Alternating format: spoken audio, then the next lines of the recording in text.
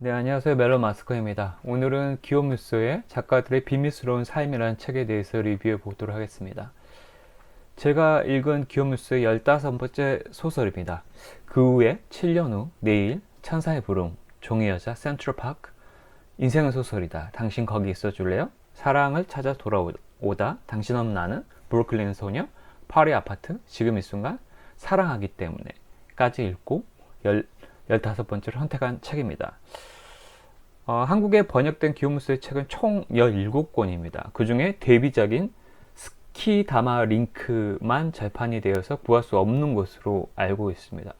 방금 확인해 보니 알라딘 중고 서점에서는 구할 수가 있습니다. 배송비가 더 비싼 수준이네요. 가격은 제일 저렴한 게 1,500원인데 배송비가 3,000원이네요. 고민이 되네요. 이제 시중에서 쉽게 구할 수 있는, 신간으로 새 책으로 구할 수 있는 책은 아마 아가씨와 밤 딱 한 권만 남은 상태입니다. 사실 존경에 맞지 않는 그 기욤무스가 2005년도에 구해조로 이락 스타 작가로 발돋움하기 전 4년 전인 2001년도에 탈고한 그의 데뷔작은 어떤 작품일까라는 궁금증이 문득 스칩니다. 아마 제 성향상 구매할 확률이 높을 것 같습니다. 본론으로 돌아와서 작가들의 비밀스러운 삶은 약간 상당히 실망스러운 작품이었습니다. 첫 번째 소주제로 이번에는 기욤무스의 가장 뛰어난 능력 두 가지에 대해서 말해보겠습니다. 먼저 제가 이제 기욤무스의 소설 15권을 읽고 나서 느낀 그의 장점은, 그의 뛰어난 능력은 딱 두 가지로 압축이 되는 것 같아요. 첫째는 운명적 사랑을 그려내는 탁월한 능력입니다. 우연히 만난 남녀 주인공이 어떤 사건과 얽히게 되면서 그들 사이에는 사랑이 싹트게 되고, 그 사랑의 결말은 결혼이나 아이 잉태라는 아름다운 가정의 형태로 늘 해피엔딩과 희망적 메시지로 마무리합니다. 이게 기욤무스가 지향한 주제의식이고, 또 그걸 되게 잘 그려내요. 그런 그 심리 상태나 그런 걸 되게 잘 그려내서 탁월한 능력이고, 둘째는 사건의 반전을 멋지게 그려내는 능력입니다. 역대급 반전이란 말 들어보셨죠? 이런 수식어가 가장 어울리는 작가 중 한 명은 단연코 기욤무스입니다. 과연 어떻게 마무리하려고 그러지? 하면서 밤을 새가면서 소설 속에 몰입하게 만드는 힘을 가진 작가입니다. 어떻게 될 것인가 라고 자꾸 호기심을 자극한 능력, 떡밥이라고 그러죠. 떡밥을 수없이 던지는 능력, 아직 소설 중간에도 가지 않았는데 계속해서 뒤통수를 치는 능력, 더 이상 반전이 있을까 싶을 때도 또 보기 좋게 뒤통수를 한 대 더 후려치는 능력, 이게 기욤무스의 탁월한 능력입니다. 이 두 가지 능력이 아울러져서 기욤무스의 소설이 완성되고 탄생됩니다. 물론 그 기욤무스의 소설마다 어느 한 편이 더 우월적인 위치를 차지하기도 합니다. 이를테면 종이 여자와 같은 경우는 마지막 10페이지 남겨놓고 해서 반전을 제시하지, 극 중간중간에 이렇다 할 반전이 거의 없습니다. 즉 운명적 사랑이라는 주제에 조금 더 무게추를 싣는 작품이라고 할 수 있습니다. 반대로 파리 아파트 같은 작품의 경우 운명적 사랑보다는 사건 전개, 즉 반전에 더 집중하는 작품입니다. 이번에 읽은 작가들의 비밀스러운 삶은 완벽하게 후자, 즉 반전의 무게를 두는 작품이에요. 사실 운명적인 사랑은 거의 없다, 거의 0%라고 표현해도 될 작품이에요. 그래서인지 저는 별로였습니다만, 아무래도 저는 운명적인 사랑의 메시지가 가득 담겨있는 이 이전에 두 번째 전에 리뷰해드린 지금 이 순간 같은 작품이 더 매력적으로 다가오기는 하는 것 같아요. 사실 기욤무스의 반전의 핵심에는 사실 미스터리라는 게 있어요. 미스터리는 결과를 까놓고 보면 뻔할 수 있지만 어떤 사실을 숨겨놓고 이야기를 전개해 나가는 것이에요. 우리가 흔히 스릴러라고 하는 건데, 그래서 이제 독자에게 그게 뭐지? 뭘까? 라는 호기심을 계속 불러일으키는 장치라고 할 수 있죠. 그 운명적 사랑이 줄을 이루는 종이 여자에서도 사실은 독자들의 호기심을 지속적으로 끄는 장치는 바로 소설 속에서 튀어나온 여자와, 그러니까 종이 여자죠, 와의 사랑이 결국 어떻게 될까라는 그런 호기심이에요. 언젠간 소설 속으로 돌아가야 하는 여자를 사랑한 현실 속의 남자. 남자는 현실 속에 사는데 결국 여자는 소설 속으로 돌아가고 그 기억을 간직하면서 남자는 앞으로 인생을 잘 살아간다는 뭐 뻔하지만 교훈적인 내용으로 마무리할까? 아니야, 그건 너무 단순한 결말이야. 판타지 소설로이니까 어차피 아예 소설 속의 여자가 현실 속에서 살아가는 결말로 마무리하면 되겠는데, 그런데 그건 너무 아무리 판타지라지만 비약이란 말이야. 뮤소는 과연 어떻게 소설을 마무리하려고 하지? 이게 독자의 머릿속을 끊임없이 잡아끄는 미스터리의 힘입니다. 미스터리는 바로 호기심이고, 사람들은 호기심을 해결하지 않고는 도저히 잠을 푹 자지 못합니다. 누가 사귄다더라 라는 이제 카더라 이런 소문을 확인하고 싶어하는 심리가 바로 일반 사람들이 가진 특징입니다. 자, 그 두 번째 소주제로 저는 이걸 잡았습니다. 작가들의 비밀스러운 삶은 99.9%를 반전의 무게를 두는 작품입니다. 그래서 이게 도리어 스스로 발목을 잡았다 라는 게 제 두 번째 소주제입니다. 작가들의 비밀스러운 삶에서는 책 제목처럼 네이선 파울슨이라는 작가가 등장합니다. 세 권의 소설로 일학 스타 작가가 된 네이선은 돌연 절필을 선언하고 보몽이라는 섬, 뮤소가 이제 설정한 허구의 섬입니다. 에 들어갑니다. 어느 날 네이선에게 마틸드라는 여자 기자가 찾아오면서 이야기는 시작됩니다. 네이선은 왜 20년 동안 보몽섬에 숨어 살면서 절필을 선언했을까? 그리고 왜 마틸드라는 여자 기자는 네이선을 하필 이때 찾아왔을까? 그리고 보몽섬에서는 두 개의 시체가 발견됩니다. 보몽섬은 긴급 봉쇄령에 떨어지고요. 두 개의 시체와 네이선, 마틸드는 어떤 관계가 있을까? 네이선이 두 개의 시체와 관련된 것일까? 아니면 마틸드가 관련된 것일까? 라는 의문점, 즉 미스터리를 기본적으로 소설에서는 깔고 시작을 합니다. 소설은 그 의문점을 풀어나가는 형식이죠. 그런데 그 풀어가는 형식이 사실은 원래 그걸 기욤 뮤소가 전문적으로 잘하는 작가인데 이 소설에서만은 다소 자기적이에요. 사실 이제 이야기를 제가 들려드릴게요. 정리하면 이런 내용이에요.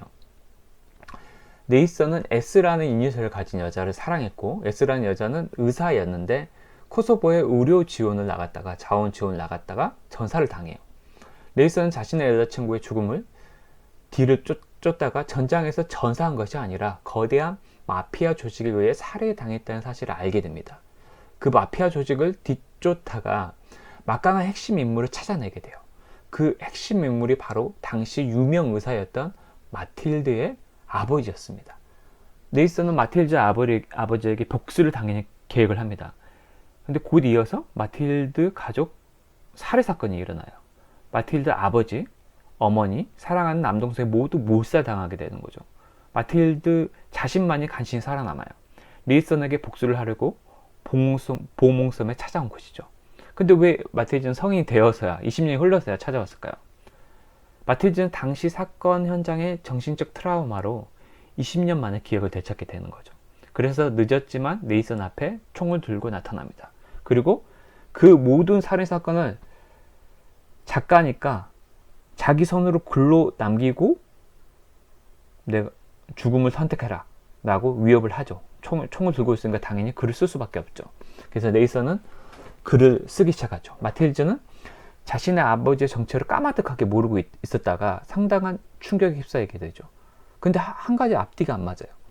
그래서 네이선은 독촉을 하자 네이선은 그제서야 마틸드 아버지가 자신과 신체 조건이 거의 유사한 사내를 찾아내서 자신으로 위장하고 온 가족이 살해당한 것으로 꾸미고, 즉 자신이 온 가족을 죽이고, 그러니까 가짜 자신을 포함해서 죽이고 나서 도망쳐서 혼자 잘 먹고 잘 살려고 했다는 사실을 알려주게 되죠. 마틸드는 더 큰 혼란에 빠지게 됩니다. 그럼 진짜 마틸드의 아버지는 어디 있을까요? 네이선은 죽은 여자친구의 복수를 위해 지금껏, 즉 20년 동안 마틸드의 아버지를 지금 보몽섬 내 자신의 자택 내에 감금하고 있었던 것입니다.